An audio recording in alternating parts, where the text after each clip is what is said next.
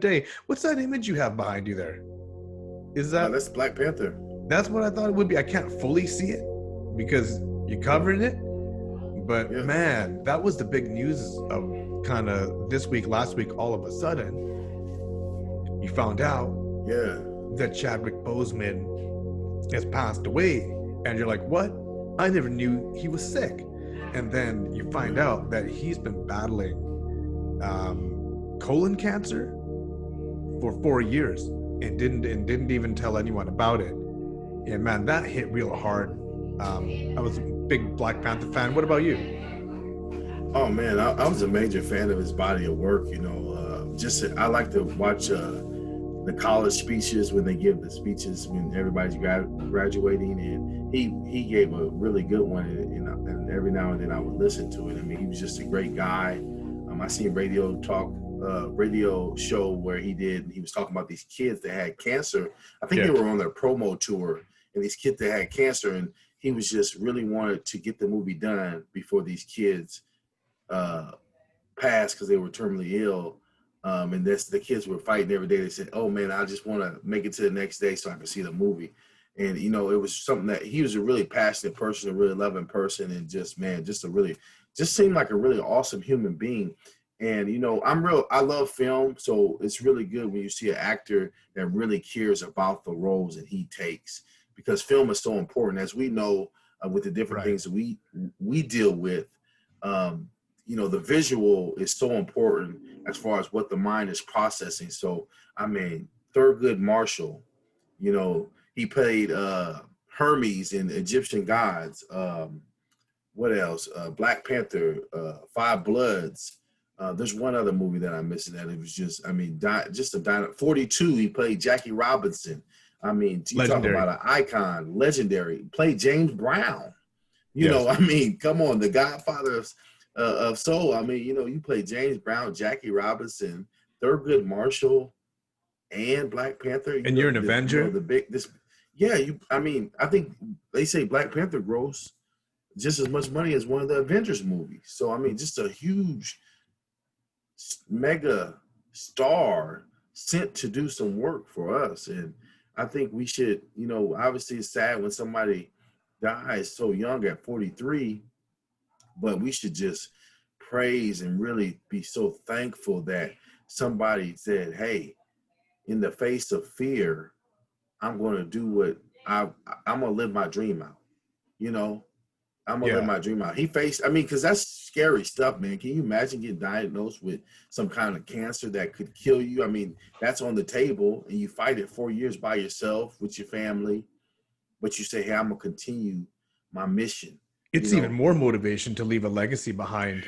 You know what I mean? And he had an opportunity to do that. And, just talking about Black Panther with everything that's been going on this year, and, Black Panther broke stereotypes because the Avengers is like, correct me if I'm wrong, 4 white guys. There might have been like a black guy on the side. You know what I mean? A background character. But I mean, Black Panther was a full out Avenger. You know what I mean? He had his own movie, and not just that, but if you look at the state of America right now, and this kind of the racial injustice right now, and you look at what was portrayed in Black Panther, that was like a Black utopia. I mean, that was like Wakanda was the way. I'm not saying that like everyone in the world should be Black, but I'm just talking about the harmony there. There was no conflict. It was like, if America could just be a little bit like Wakanda, it painted the picture of what unity is. And now vicariously, Chad Boseman represented that. So it was just another blow to have that type of hero, which represents a better society for the Black man and just for every man. What do you think? Was that tied in there as well? Oh man, definitely. I mean, words cannot really explain how important that piece of film was to America as a whole. It's just so important, So like you said with the superhero thing, and you know, you also see that when you like in school and academia, you're studying different things. But when you have heroes, you need heroes of color because it does something to not only the people of color, but it does something to all people that's getting the information. Mm-hmm. See, it heals the mind. You know, when you have something like that and everybody can see it, they can begin to appreciate everybody too as well. That's why it's important to have a diversity in your heroes, in your history books, because Yes. there's the diverse stories out there. And when we begin to understand other people, it's like, okay, then that hatred and all that goes away. So you're very right. There's a message that we um, all can learn and grow from, especially in these times right now. Very well put. Yeah, no, thank you for that, man. 2020 has been rough. Now you got Black Mamba and Black Panther looking down from Man, above. Man, it's been man. rough. Yeah, this Man, has been, I mean, this is one of them years, man. You know, this is one of them years that you're never gonna forget this year. You know, you're just not. yeah, we don't, but we hope 2020, or sorry, well, I hope it doesn't get worse, is what I mean. That with 2020 looks like nothing, and 2021 is worse. I hope, I hope that we're past all this. There is no second wave. We get a vaccine out, and we end a lot Yeah, of this as well. You yeah. know I what I mean? mean, yeah. I think, I think, the quarantine definitely played a big part of it. But there's just so much stuff going on too as well. So I mean, a vaccine is good, but just like we talked about on the last show, man, until people start healing internally, you're just going to see just extreme and a lot of emotion, a lot of frustration come out of them. So we have to Yeah, begin to heal internally. A lot of the ancient scriptures, when they're talking about things and they're telling us stuff all over the planet, they're talking about stuff that's going on internally in the human mind and the human spirit. the And entire that's world what's is going to created in your lead. mind. Yes, and that's what it's going to lead. If you do certain things, it's going to lead to destruction. And they're trying to give us a roadmap because these things have happened before, and they're going to continue to happen until we begin to conquer ourselves, Mm-hmm. and really challenge ourselves and develop ourselves. So, and then you're seeing what the result of not doing that is. You're seeing what the result of sweeping so many things under the rug. Yep. You know, if you fall off a cliff and somebody puts a Band-Aid on you, you're gonna be you might be thankful for the Band-Aid just because you're in so much pain, but it's just like, does that do any help to the situation? So, Yeah. so No. vaccine help, but we need a lot of help. We need each other, man. We need to grow. We need to listen. We need to put our guards down. Sometimes it's not about, well, it's never about who's the leader. Even the leader, I posted a quote on social media like a year ago. I said, Yeah. a leader is not one that stands in the front. A leader is one that stands where it's necessary. Sometimes you got to Mm-hmm. stand where it's necessary. Sometimes it requires you to sit in the crowd amongst the people. And Chadwick was a man that was sitting amongst the people. He was a Yes. brother. You never got the feeling like he was above his role, or like that was a great roles that he played. It You could was. Yeah. literally get the big head with those, but you Yeah. could feel that he was sitting with you, and he was going on his journey with you and for you. So we had a 100%, hero. man. 100% epic. I mean, when you're talking about a guy who actually couldn't even afford to put himself through acting school, he got accepted to a professional acting school. And it was Denzel Washington who found out Yes, that there was a group that actually couldn't afford it. And that's a story in its own there. To have yes. one legendary actor pave the way, literally, for another one. That's why Gone it's way so too soon, important. man. Way too soon. I wish that Chadwick could have had a a legacy as big as Denzel Washington's going to leave. That guy made a lot of Yeah, movies, but we do have a yeah. small body of work. But it's still epic. He'll always be the first Black Panther.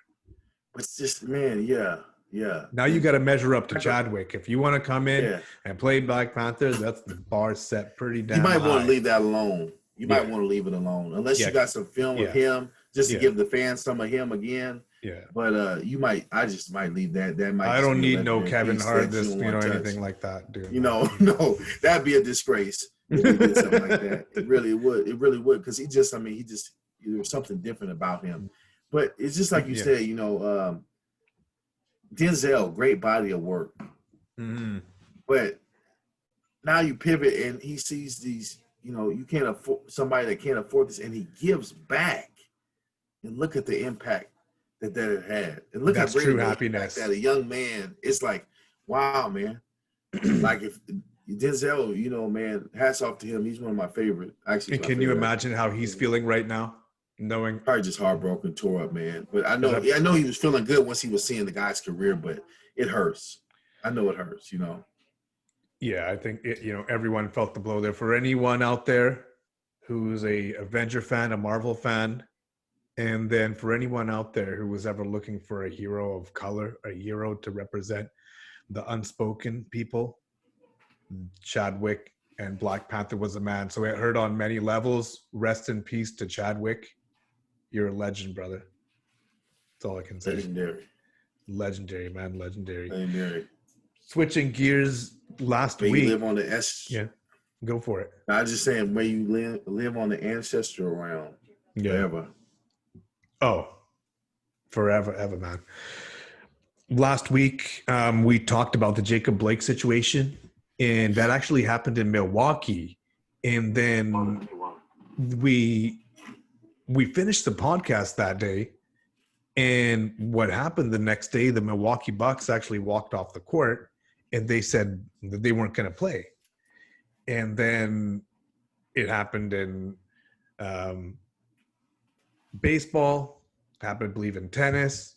The National Hockey League didn't play. I heard at one point that the Lakers and the Clippers had announced that they were done for the entire season. So obviously they've got these strong messages on their jerseys this year. And when something like this happened, you know that they had to respond, because you can't just have, Black Lives Matter on the back of your jersey, have Justice for All on the back of your jersey, and something happens and you just go and play basketball like nothing happened. So they responded, and they actually negotiated to come back to play. What do you think about that? Should they have protested and said, we're not going to play anymore, you guys don't deserve to see us to play, or should they have continued on with the season? Because initially the response we're getting was the season was done for LeBron and the Clippers as well, Lakers and Clippers. Yeah, man. That was I think that got a lot of people attention, and that's what protest is meant to do. You want to get some attention to the issue that happened. They have the platform to do so, and when everybody moves in unison, then things can begin to get done, and there's going to be some action. So, yeah, I think it got the sit down that they wanted. But honestly, I didn't see any reason to protest the rest of the season. My reason for saying that is that NBA, MLB, wherever sport you play in is your platform. You got millions of people watching around the world. Why would you take that platform away from yourself if you want to get the message out to the world? Yeah. You see?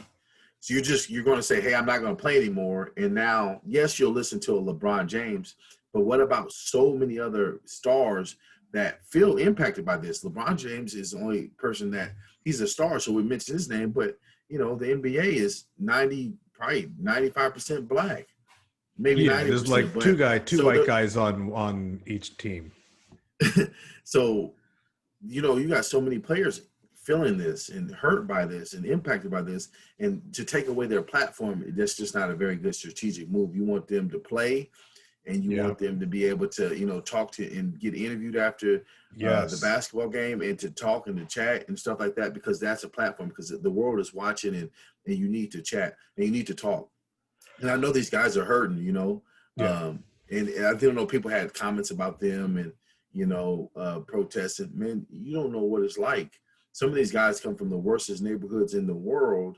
And one thing that they know for sure, if they couldn't play basketball, would that have been them getting shot down in the back? Would that have been them in that situation? Is that their cousin? Is that their family member? And, hell, you even take that away, when somebody that looks like you, anything happened to them, there's a piece of you that hurts. And until it begins to happen to you, you don't know what it feels like, you know. And I do the thing agree. about this world is a ticking. It's like a clock. It's the long hand on a clock. You know, that long hand on a clock is just ticking around slowly. Boom, boom, boom. It's not ticking like the seconds, but it's ticking slowly. Tick, tick. It's the ticking clock of hatred.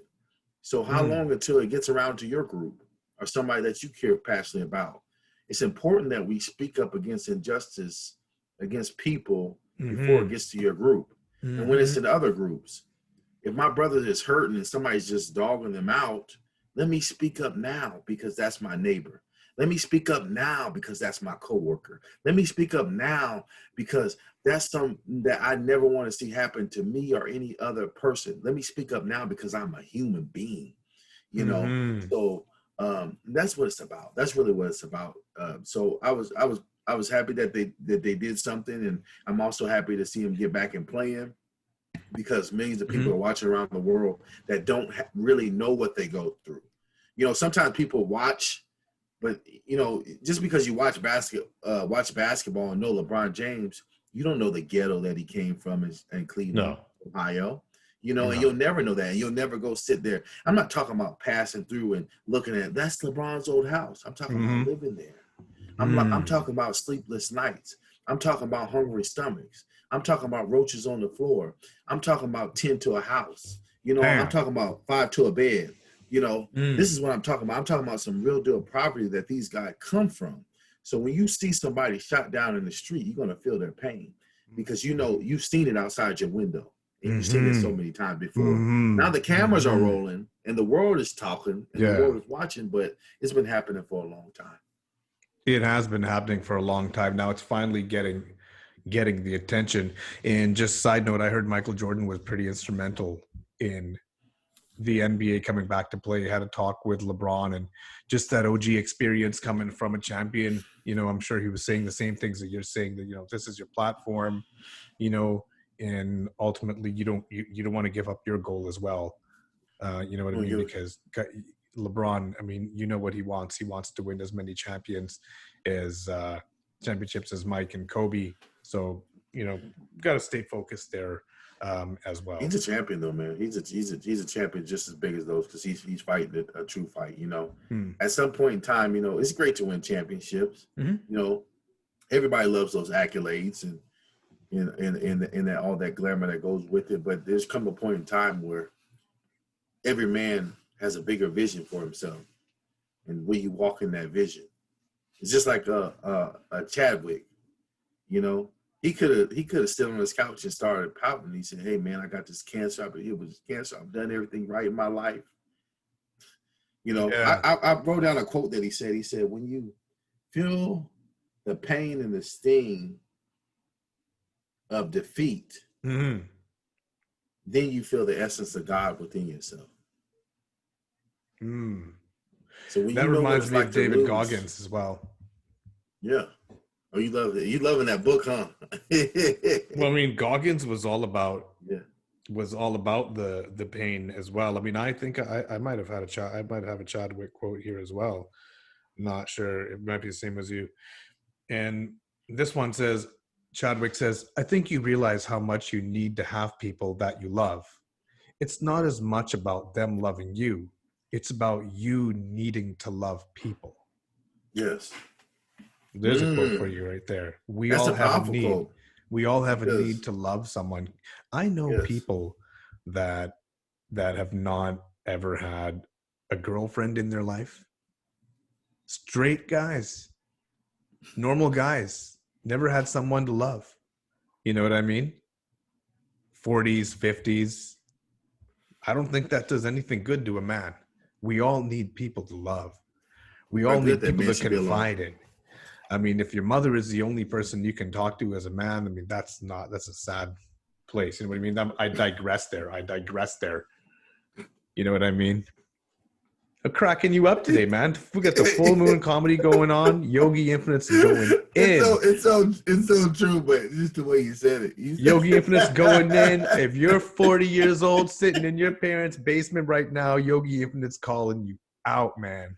Calling you hey out. man, you need to find man, you know, it's interesting because we had talked about a little bit on the last show talking about love. Mm. And you know, man, and just in that quote hit right on the money. And I know I didn't even discuss with you what I was going to deal with in that first aspect of love is, you No, it's know, okay. that person gives you the opportunity to express that is, you know, so until you get that person, you can't express that, you know, to, so it's like, and it's so much a greater feeling. It's like But that expression. to express it, you have to get in that zone because we all have energies. And like, put it this way, let's say, and this would be a scary situation for you. Let's say all of a sudden somebody knocked at your door and you opened it up and there's a young kid there and he says, Jeremiah? And you're like, yeah. And he's like, you're my dad. And you're like, what? And now you see this kid and you're like, that's my son. But do you instantly love him? Or is that something that you need to build over time? You got to get to that. I'll let you answer that. Well, I think a person's initial reaction would be a shocker, Yeah. but just what a kid brings into a situation like that, a kid's energy is completely different than anything on this planet. It's pure. It's like a pure potential. And even if like I've seen people that say they don't like kids and they have kids and then it just switches up everything Hmm. because that kid it forces you to become, you know, it forces you to become. Like I don't think, you know, I think children, whether you have them or not, children force you into like just like it's not good that man should be alone. I think it's good to have children. Either you can have children or adopt children, or but have children around because it really solidifies the role of who you are because you just become that, and the children forces that. Like the children make, I feel like the children make everything. The children are the greatest teachers, man. They teach. It's like it's an interesting thing. I 100% agree, but just want back up one more time to when you initially meet someone that's looking to find love. Can it be instant? Or is it always something that needs to be developed over time? Love is. I do believe love is a verb, so it's an action. So in a sense, it needs to be developed over time. But there's certain people that you just click with, though, Mm. and you just have a naturally feeling for them. Mm-hmm. Like you ever meet somebody, like I'll give you an example. There's people that you grew up with and you have similar experiences with. Then you might meet somebody that has similar experiences as you guys, but you guys didn't grow up with them. And you guys get to chatting and talking and stuff like that. And there's just a feeling there, you Mm. know. I mean, it's not like you're in love. Obviously, that's a different type of love, but you just gotta love because it's like, man, you a brother of the struggle.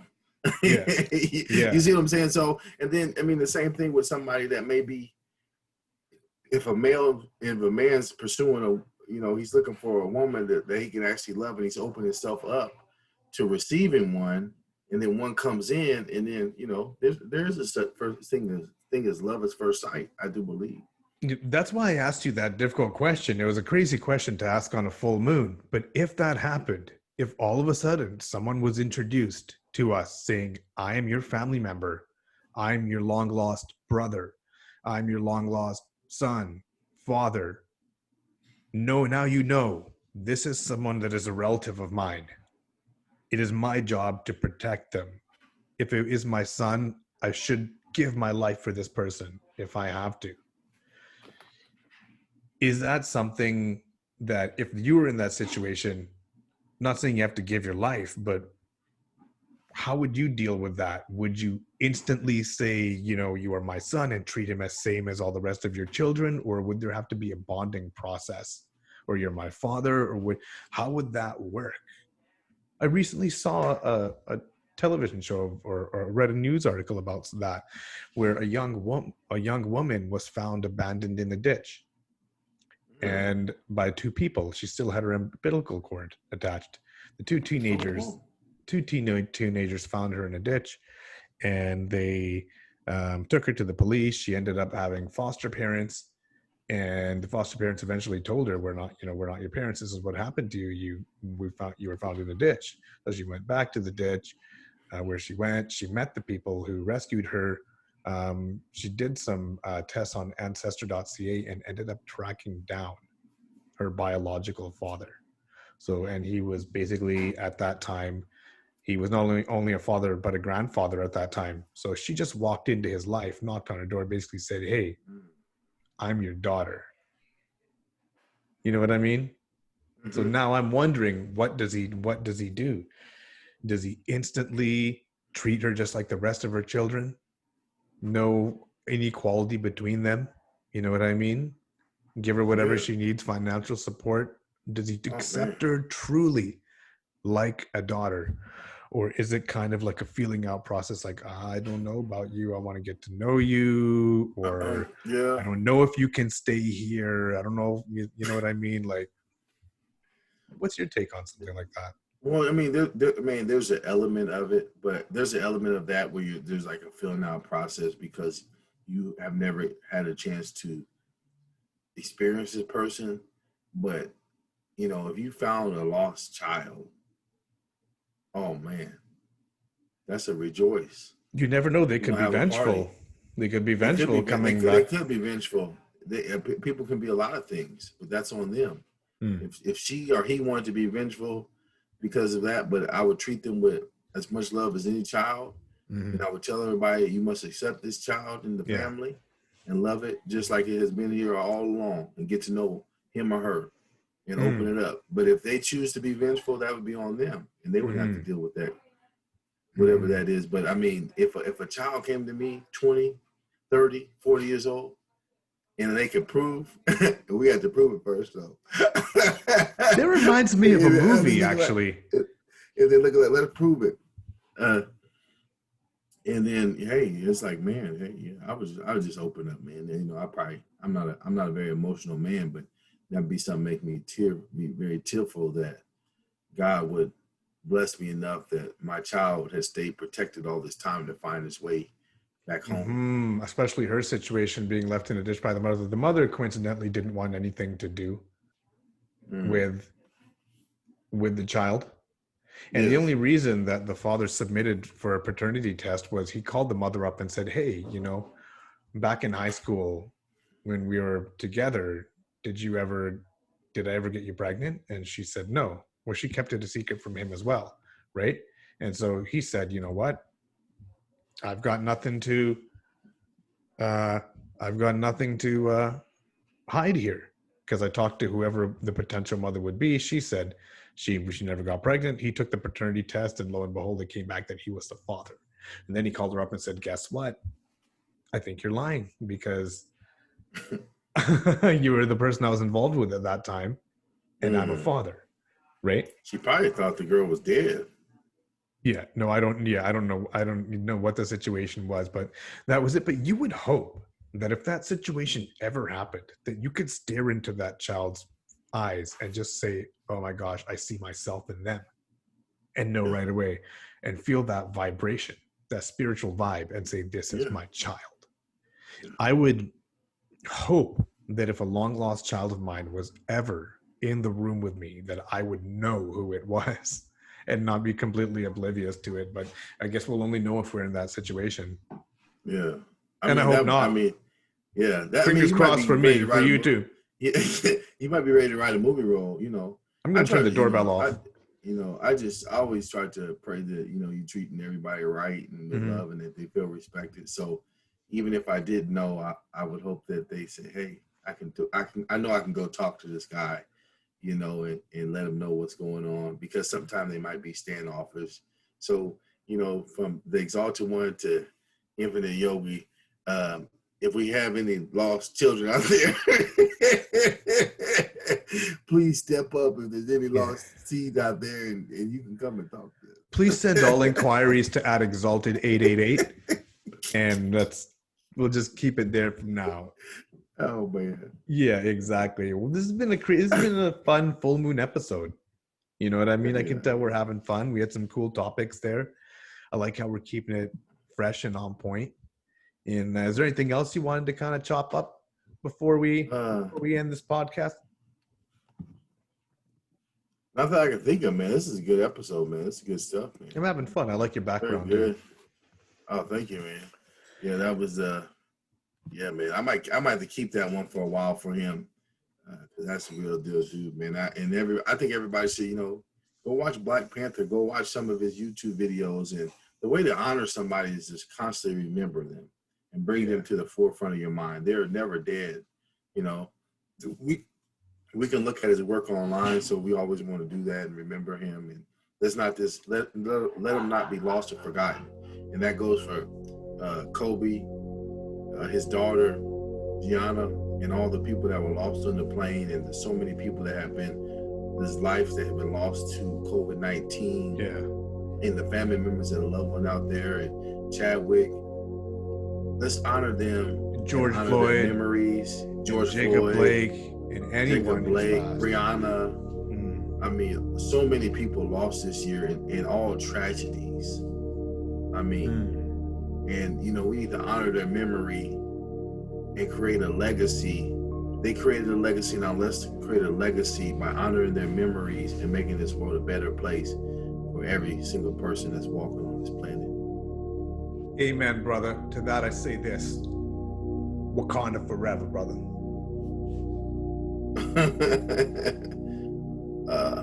There you go. Wakanda. There you go. There you go. Awesome.